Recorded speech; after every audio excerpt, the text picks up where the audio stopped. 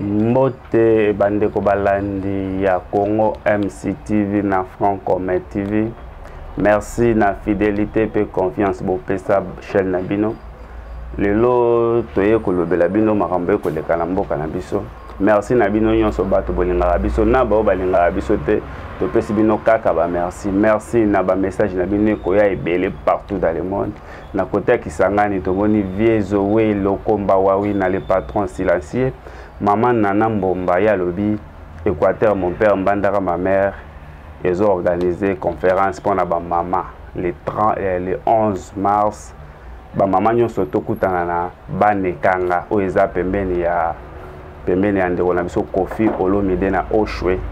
Tokutani wana ebele message kitoko, message malamu ekoya wana parce que balobi mbalo feta ba maman eko feta na province ya Équateur. Merci na ba membre nyonso ya Équateur mon père Mbandaka ma mère. Merci na président Anthony Kake Ingila, président Papi Lofete, na coordonnateur Jean-Marie Molanda. Merci na bino nyonso. Lelo tozana analyste politique. Yé azana ba casquette belé maître Willy Mbongonde tokosolana bino. Bonjour maître Willy. Bonjour mon pande sango Séraphin. Bonne santé Mikole belé. Ah ouais ça va tozali par la grâce de Dieu. Maître Willy analyse nini au sala na Congo sikoyo ndenge tokotambola Mikolo. Bon actuellement ndenge tozotambola na mboka pour ngai tant que vraiment un équatorien bien que je suis congolais d'abord mais naza congolais on a botami na poli na Mbandaka actualité pour na biso ezaka moko arrivé à chef de l'état na Mbandaka nde tozozela chef de l'état comme Mbandaka donc pas na biso actualité ya mwana nde tozozela akoma po biso solana ye. Bongo sikoyo gestion ya Équateur province na yo Mbandaka mboka na yo botami gestion ya province Équateur ozo jonde eloko nazoloba le système nazoloba eloko nazobandela la gestion de la province de l'Équateur et kozalaka bien mukolo Équateur toko bannir ba mauvais système. C'est-à-dire que le système où ils ont la province et Équateur, il ne peut jamais comme ma gestion est à la malam. Le système en Wezanine, tout un système il y a clientélisme de Séraphin. Tout un système il y a la familiocratie. Tout un système il y a corruption dans la province. Donc je suis vous pouvez imaginer tu es maintenant gouverneur dans la province de l'Équateur. Ce monsieur Bobo Bobo. Mais Ndeko Bobo a comment qui gouverne par la corruption. Parce que moi je connais Ndeko Bobo, Papa Bobo. C'est un vieux où Nambandaka Toebi a évolué bien en entrepreneuriat. Vient noter qu'il a vu sur moi maï, vieux moi boudin. Il avait fabriqué des trucs où Nambandaka Toebi dans la chambre froide, mais comme nos chambres froides étaient, alors moi ma frigo moi venir ne boulot. Alors c'est la vie sur Bambi, notre chabambi c'est vraiment malili wana. Mais subitement avec cette influence via la politique, on est à corruption et le système qu'il avait trouvé et permettre qui compatible. C'est un système de la médiocrité. Oh, étant médiocre, il a trouvé son système compatible de monnaie Vebobo à comment qui gouvernait. Donc la gestion est chaotique. Il n'y a rien dans la province de l'Équateur. Il n'y a rien dans la province de l'Équateur. Président de la République Azo Kita Kalamingité dans la province de l'Équateur. Président de la République Akole Kanzela Nini. Président de la République Balobi Banzele Zate Lambandaka. Balobi Mwinde Zate Maïzate. Est-ce que Makamouana Eza solo ou bien Ezaka ba analyse Batoba Koloba? Omoni photo lingara même si ya mabe zali photo lingara tolo ba makamune zali. Tu vois, na rozala surpris que confrère na yo moko journaliste à Kembandaka akiloba ke Banzele Zate TTT. Banzele Zali, mais en état bien té. C'est ce qu'il devrait dire.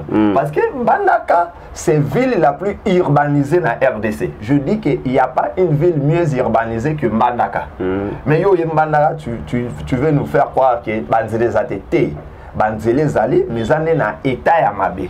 Banzele Zali vraiment en état Yamabe. Et ce n'est pas seulement cette expérience, il y a Banzele état Yamabe, ce n'est pas seulement Mbandaka. Nous sommes ici à Kinshasa. Ce qui n'a tenu mon tata, il a 5 routes principales, les ans état bien à Kinshasa, c'est impossible. Autant il y a boulevard du 30 juin, autant il y a boulevard Lumumba, Et nabi qui est au fraudé mukena Willery c'est fini. Autant il y a un gouvernement moulaye nsala moka moulaye na chasse en état bien et c'est pareil en Bandaka. Bandaka pesa na moins de 5 routes principales les viables. Ou les vraiment batu baroy kotambola. Mais en ce qui concerne le courant exaté. Courant exaté, il faut il y a longtemps au président de la République Azoya Bandaka, il va tout constater.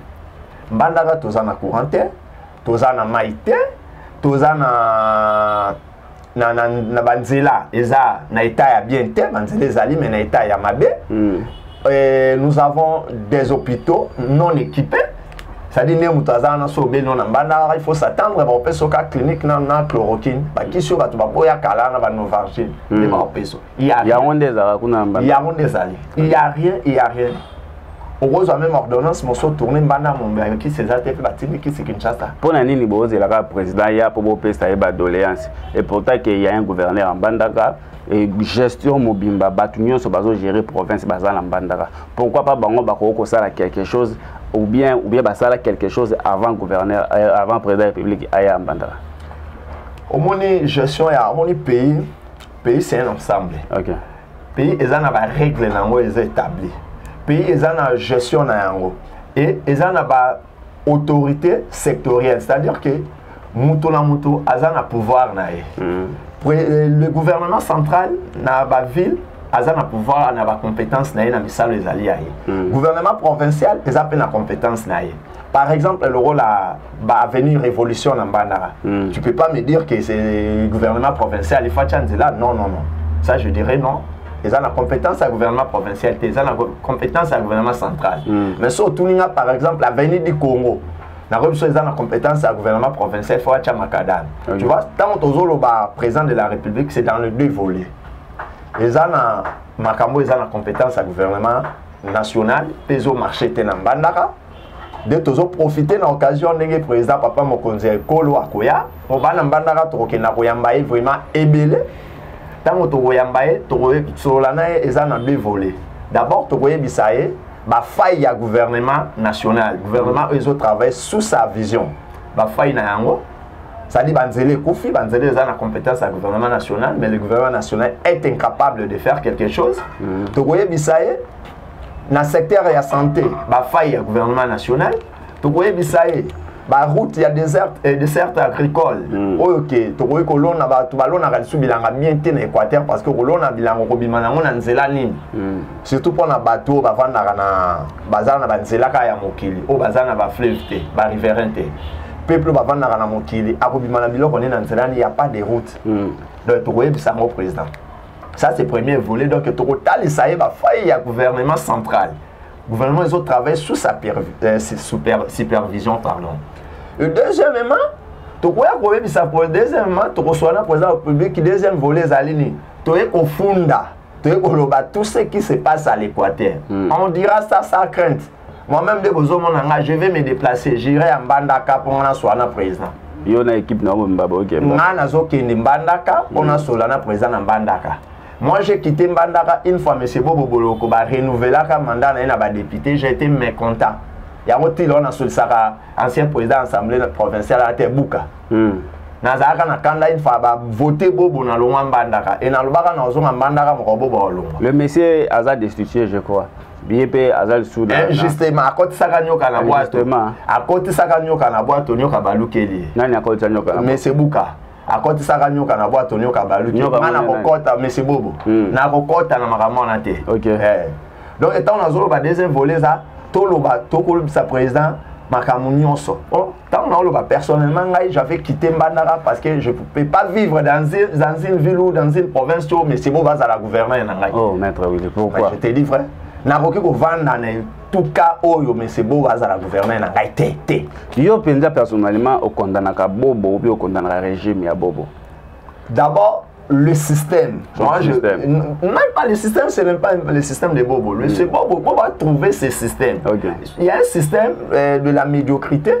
Oh, Bobo est un médiocre qui évolue dans le commerce. À Monica, médiocrité, il faut na kota de Bobo, aya qui kokota dans le système. Alors, si on a l'ingara boy, une fois tout c'est un tabou d'un commerçant d'être devenir gouverneur. ce n'est pas un tabou pour un commerçant, pour tout le monde en Ukraine, un comédien a commis président de la République et il est parmi les bons présidents. Mais c'est pas aussi à lutter pour sauver la souveraineté de Mais ce n'est pas interdit aussi à un commerçant. Mais quel est ce commerçant? Mais il faut un commerçant au hasard ne fût-ce qu'il n'a pas prérequis politique, au hasard ne fût-ce qu'il n'a pas prérequis sur la gestion de la chose publique. Mais un commerçant qui n'a rien comme du prérequis sur la gestion de la chose publique, je ne vois pas comment tu peux gérer bisou. Je ne vois pas. Il faut le deuxième volet, il y a un président. Donc, il y a faille. Il y a autorité provinciale. Total, ça est incompétence, il y a l'autorité provinciale. Total, ça est dose, il y a détournement, il y a deniers publics qui sont les canaux niveau, il y a l'autorité provinciale. Il y a un solo qui reçoit le président de la République. Il y a une émission, on a beaucoup de reçoit, il y a deux volets. Tout le monde, ça est faille, il y a le gouvernement central. Puis tout le monde, ça est faille, il y a le gouvernement provincial, et ça géré dans M. Bobo. Mais tu as une incompétence, tu vois un détournement, tu as une réunion sur et il y a tant que tu as un conziambo, tu as un Kinshasa, et l'on a un cabinet, tu as un maïel, à l'on a la vision de Kobobo. On a pouvoir, attention qui compte de Kobobo, l'on a pouvoir, vision de Roti Kaboté, nous, en Équateur, tu as lavé le système. Yo, ozo condamné de Kobobo, et pourtant que Batou ou bien communicateur à Bobo Bazolo Babalobi depuis Bobo a comme gouverneur rétrocession et ont la province Équateur bon sa province na elonine parce que la province a rien comme ressource la province et Équateur ezalani d'abord Équateur tozana zamba ya munene Équateur tozana zamba ya munene nzete ezokatama na Équateur yo sakanate ba société. Nous avons des sociétés comme ITB, Union de Maniema, Tozana, PHC Boteka. Il y a des Chinois comme ça. Oui, oui. Les Chinois sont dans l'Union de Maniema. Les Chinois sont dans la société dans l'Union de Maniema. Donc, il y a des taxes. Je peux vous dire même la régie financière provinciale à Équateur. Par mois, ça n'a pas moins de 400 millions de francs congolais. Donc, par mois, il ne peut pas manquer 250 000 dollars. Le seul outil qui a dans 6 mois, on peut avoir 1 500 000 dollars. Avec 1 million de dollars, tu as ça à 1 km. Et on a 6 mois, tu as 500 km et les 500 000 dollars, on peut investir dans d'autres histoires. Donc, la province, c'est bon écoute.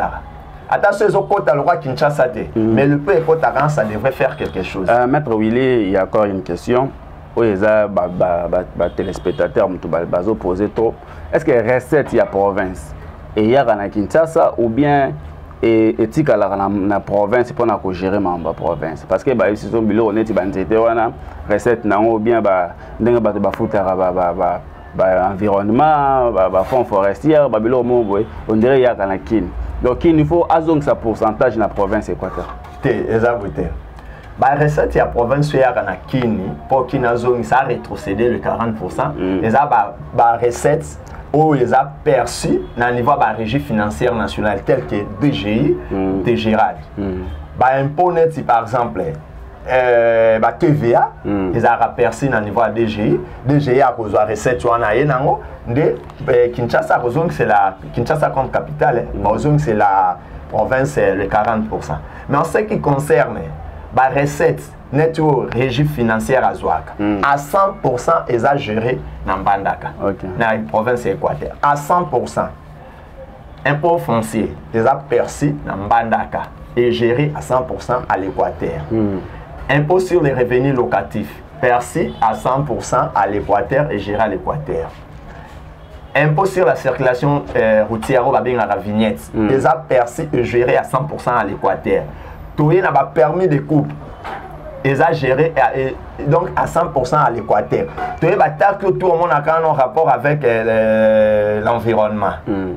Tout le monde a géré dans la province de l'Équateur. Il y a un moment de Kobobo, vu sa cupidité, a joué Madame Clarisse Boloko, a été DG, il y a régie financière. Madame Clarisse, DG à régie financière, pour permettre à la famillocratie. Un gouvernement d'une famille, le gouvernement d'une famille. Le gouverneur Bobo a été moine Comment nani? Clarisse Boloko. Yende mutazo gérer. Bon, on se côté na province. Qu'est-ce que sa province? Qu'est-ce que sa province? Bon, on se côté. Aki à Kabul, Bakabul ya mon papa na moi. Est-ce que côté à moi na yo a gérer qu'est-ce la province ou bien à gérer les tâches moko ya province ceux qui a compétent ils a péché. D'abord moi, Madame Clarisse Boloko n'est pas compétente. Okay.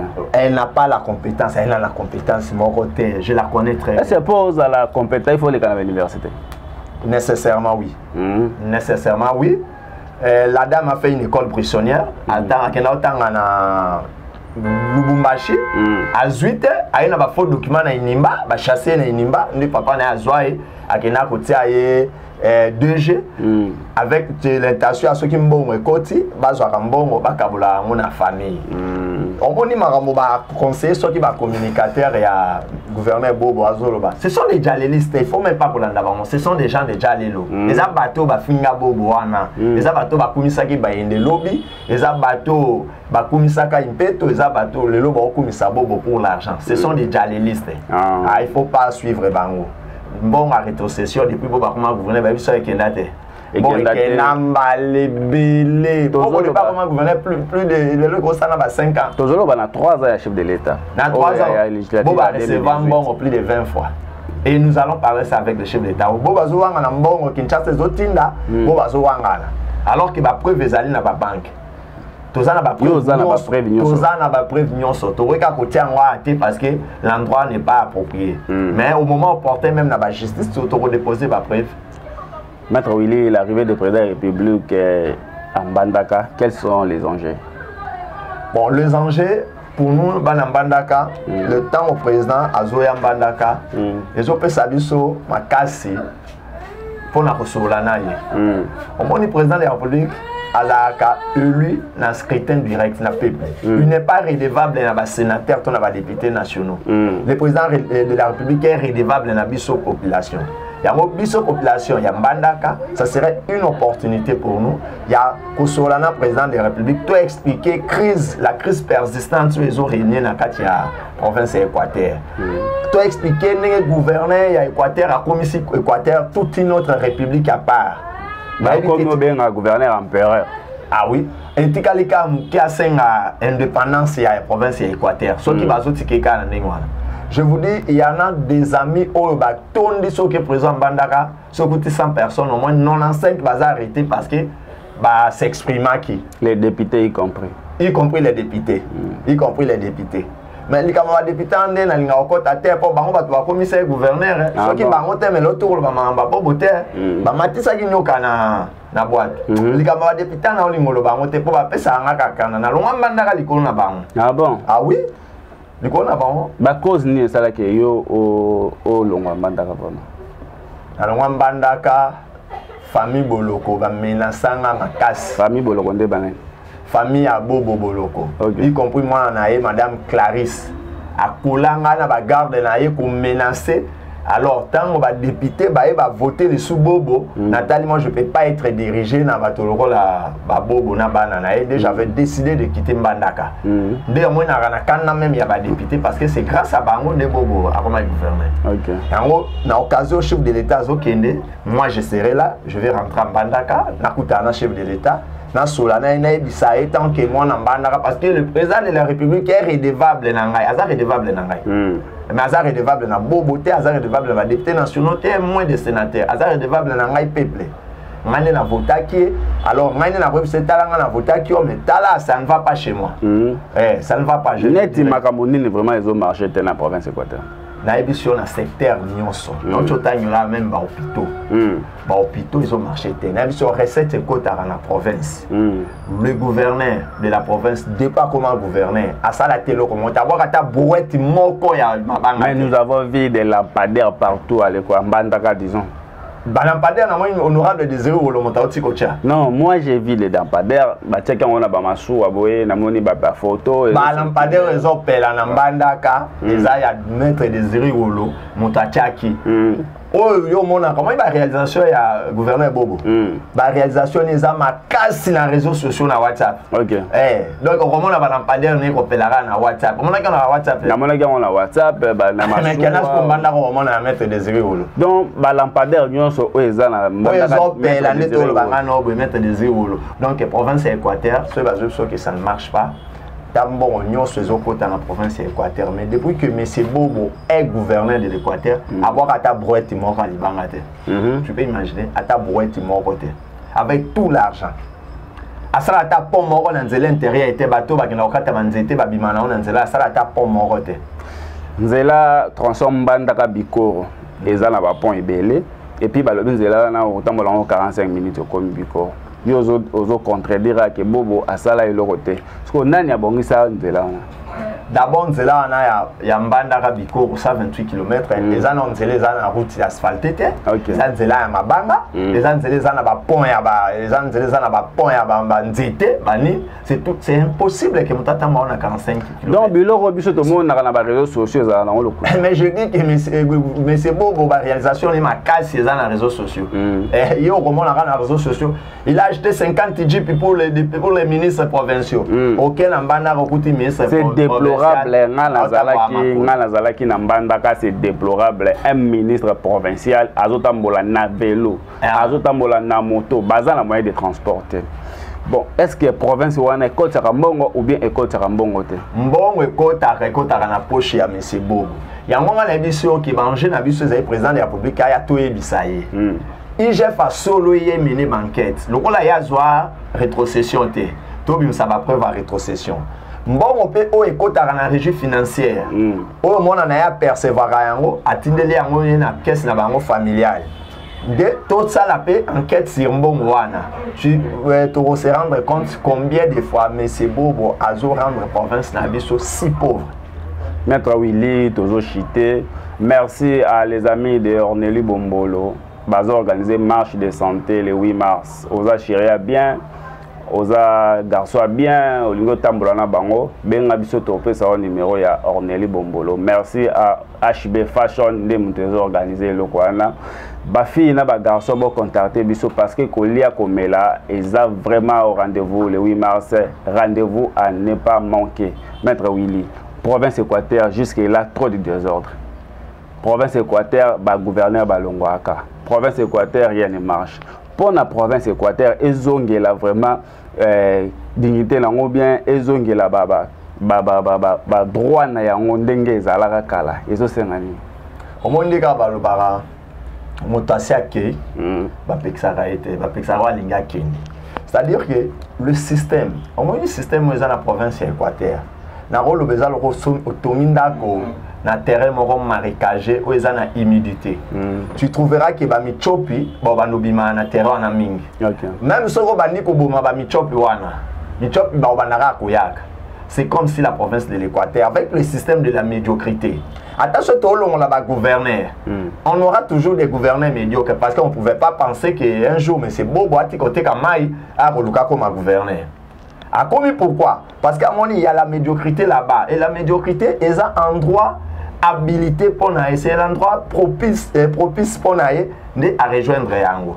Dès mon chop in a milieu est humide. Mais une fois, ce que tu as qu'on appelle sur humidité zate, aussi si humidité. Attention, mon chop a qui qui mal à esa place nangate. Donc le problème de l'Équateur, dès que tu déjà mais c'est beau bah comment gouverner. Pour l'hôpital soit bah mais c'est mon sikate, tous bah mais c'est Henri Kunzute, tous bah mais c'est tolate. Donc il faut tout chasser la médiocrité. Ceux qui chasser la médiocrité. Les tola les Henri Kundu sont de qui? On a eu sur lobby, nous avons dit monsieur Boba comme gouverneur. Pour lobby la province de l'Équateur, tous mais c'est Mosika comme gouverneur était. Mais c'est Tolate, mais c'est Bobo, mais c'est Henri Kunzute. Et c'est tout chasser la médiocrité, le système de la médiocrité. Tant on chasser ce système, mais c'est Bobo, mais c'est Mosika place à Rosana, à Rosvan, Nathalie, à lobby, place à les Aïe Bakouyate. Mais s'il y a la médiocrité, tout le monde va oser. Tous les médiocres vont oser. Ndengomoni. Mais c'est Bobo a osé. Les loyana a Koutaki province na 0, a même province na moins. A Koutaki na 0, a même on a moins. Bon, bah qui dit bosso il va rendre province 0. Il y a même province na. Et il y avait des hommes des universités à la tête de la province. Il y avait Bato Batanga, la province, on n'avait rien vu, Maître Willy. Bon, même Bato Batanga, Batika qui n'a zéro moto, Atanga, on a moins. Et on a vu sur les provinces, ce n'est pas d'abord les universités. Selon vous, vous traitez Mosika et Tola, les incompétents, net bobo. Mosika, Tola, Bobo, Banini, Ezaba Vio, Baza, bon, na maramouya commerce. Ah bon? Ah oui. Na maramouya politique, batike la batu, nous sommes à la politique. Okay. Na maramouya commerce, biso tokoyate. On va bango pe baya na marama politique, c'est-à-dire tout le monde est important, mais il faut nous tenter ba place nae. Nous tenter ça na place nae. Donc c'est un peu dans ce sens. Ce n'est pas que baza important, mais dans le domaine moussous, dans la politique baza important.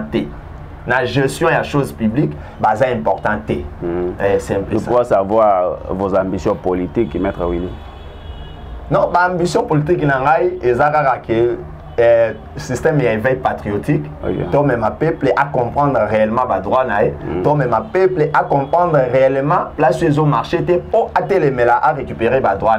C'est ça lutte politique. Lutte politique, c'est juste l'émergence de notre pays. L'émergence de votre pays et de faire Christian Bossembe le gouverneur de l'Équateur. Non, nous ne sommes pas encore là. Nous ne sommes pas encore là, les ambitions de Christian Bossembe. C'est ce qui se parle partout dans la rue, Maître William derrière Christian Bossembe pour le faire gouverneur de la province. Christian, c'est mon frère, c'est un ami de lutte, autorité depuis. Nous pouvons avoir des ambitions, mais pour le moment, nous avons une ambition à bisoter. Nous avons une si on sera gouverneur. Nous sommes se limiter à gouverner. Les apôtres il faut que nous là. Mais n'empêche que le rôle de la province, non, tu chasser dans nos bateaux, tu installer le système bien la province. Après, on laisse la province. Qui est derrière Christian Bossembe et Maître Willy Mbongo? Mituna biso. Mituna bino. Mutumo te azotinda bino. Non. On m'apprend que les ana batumo bazotinda bino, boza contre bobo po boluka bo destituer pouvoir. Kaka mutu. Bobo yemo na contre bobo. Bobo yemo za contre bobo. La gestion de bobo, ils ont ça que bobo a contre bobo. Est-ce que bobo il faut luka moto mora bandoko ma contre? Lui-même sa façon de gérer, il est contre lui-même. C'est quoi ya biso? Bobo est contre bobo. C'est quoi il faut tenir luka bat musuba ko ma contre? Non. Okay, est-ce que yo penza na mbandaka tozonga no na ndenge mbandaka Willy Mbongo a telemi boye bobo boloko a telemi boye nani ba ko voter ngai pardon ngai boye bobo en tout cas ceux zaka ngana l'élection ngam tu gagner ceux qui zaka ngana ngam tu gagner na ba combien de pourcentage ceux qui zaka ngana est vraiment de moi j'aurais dans les 65% et 35%, il y a les restes non il y a rose à 25 10 mususu ya ba bulletin ni Yubino bozala boye tout le monde a lobby bino Maître Willy candidat député gouverneur Maître Willy candidat député provincial ce que za boye loba libela ba peuple balanda et ça m'a pas empêché je suis éligible ya rozala candidat député provincial national président de la République je suis éligible peu nazali na compétence wana pour na yekoli muke gestion ya chose publique. OK. Na yekoli muke gestion ya chose publique, na yekoli muke mube konene ni mboka na biso ekoki kotambola donc c'est pas impossible. Ce qui ndeko bobo motai côté kama ya komi gouverneur. Ba voter na tricherie député provincial atikela mwana nae. Bon ngai.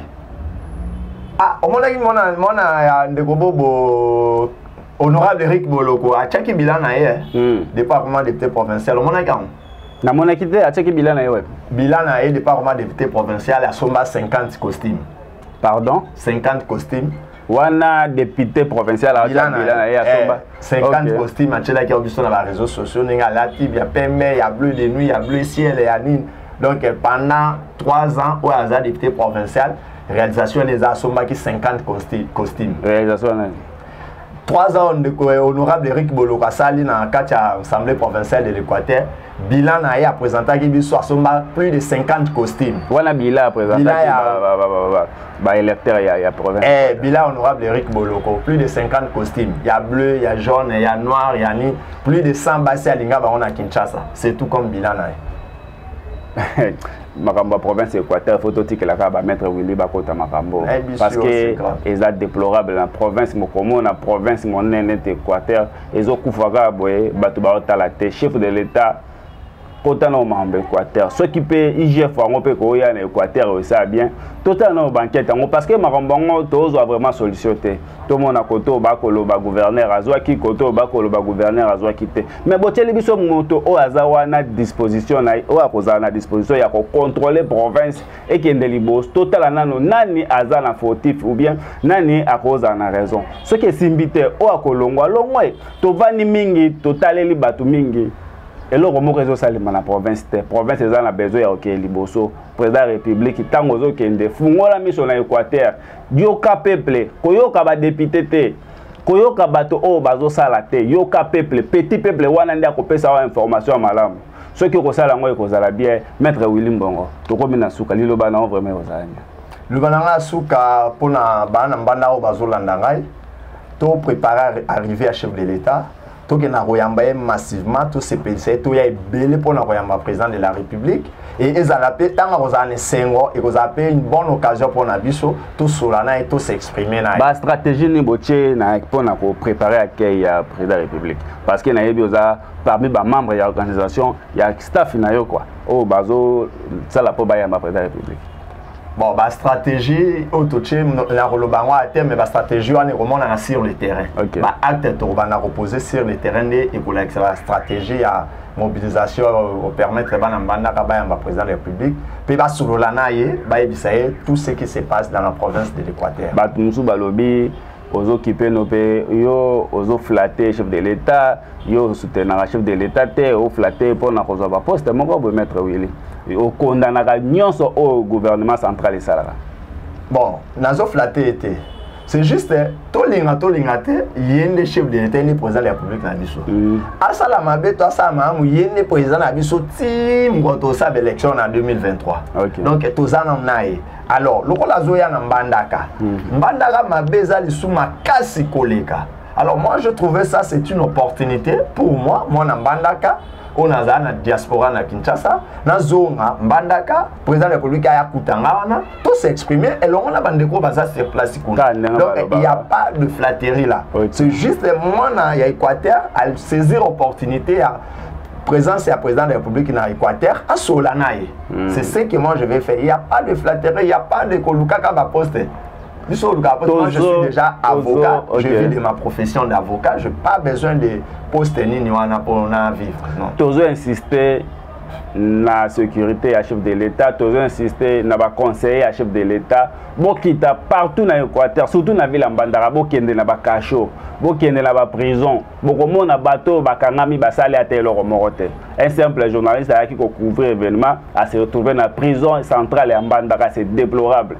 Tozo teleme la bateau bazo kanga bateau illégalement mutu soka asali mbeba kichaye na l'état asambisa ye soki ya moni ki azana faute bakangisi ye mais soka azana faute te botiki ya kenenda konaye ko kangisa mutu asali le côté ka pona dénoncer vérité ya ngonde tozo boya tozo teleme la système wana nyonso tozo lobela bozo kate chef de l'état kota makambo ya province Équateur surtout na ba prison ba innocent batondi mingi maître Willy. Yango tango tokobande l'élection bana Mbandaka il faut to lingiso to sara berere ote il faut que la profil ya moto qui ko voter député provincial to national parce que les tout les autres na biso bato to votaki ne bachela ki biso bobo donc indirectement c'est biso moko ne to chaki bobo donc il faut accepter bobo parce que biso to mona qui est malade tout ce qui nous fait aujourd'hui to subir en donc il faut tout la profil à mutunani au commissaire député provincial qui nous représente t'as la profil na et t'as la passé il fit député Ouyazaki député qu'est-ce qu'il a fait déjà rien teyite asala rani o te atekara mai teye ateka mai asala rani no na magasin na vie azana magasin na vie o kuna sala no te il est vraiment littéralement pour une veille patriotique qui est penda c'est un homme ou ba valeur n'est avérée teye tout tinae a qui représenter bis c'est ça. C'est ça. Na sengi binote mais bato ko ba biso so décider que boti na l'assemblée provinciale ou nationale. Je ne pense pas qu'il y a un degré de médiocrité au Ezawana. Je serai peut-être moins, ça il a la meilleure mais peut-être moins. Je ne serai pas à côté médiocre. Hein? J'espère que vous allez bien na koboyate. Merci beaucoup fidèles téléspectateurs. Tokomina suka. Soko lingi mwana nao azala indépendant. Tinda ye eba odoli koko. yende azo former bana malamu ala kisa bango ko sala ba sac à main ba boucle d'oreille ba chaussures ndenge na lati boy na ebité mayele soko ozwa otindi mwana na ya mobali mwana na ya mwasi akoye ko la formation dans une semaine akomiye mon kokota mbongo. Merci à Odon Likoku, l'artiste complet quand ndenge na benga kai benga biso wana okozwa numéro ya artiste complet Odon Likoku. Maître Willy lilobana ya suka pe bambote na bandeko po atoka bana. Ouais, bambote na nga ezaka na bana Équateur, bana mbandaka vraiment courage na o bozo sibir, l'impérialisme oyo mais c'est beau bazo faire sibir bino courage, mais bo saisir ka opportunité à présence à chef de l'État, bo yambaye, bo s'exprimer na nyonso bozo monezo les cas. J'espère qu'aza papa kozo mané à Kinshasa a rejoindre la bino ba mesure ko za un avantage ya province. Le bananga asuka mona. Merci fidèles téléspectateurs. Sobolandi Bisoti na suka bopesa merci na Rodrigue Ilema. Yenda zalaki sima caméra. Merci à Lorraine Ekofola directrice. Ngana bino to sukutani mikolo ko ya la prochaine.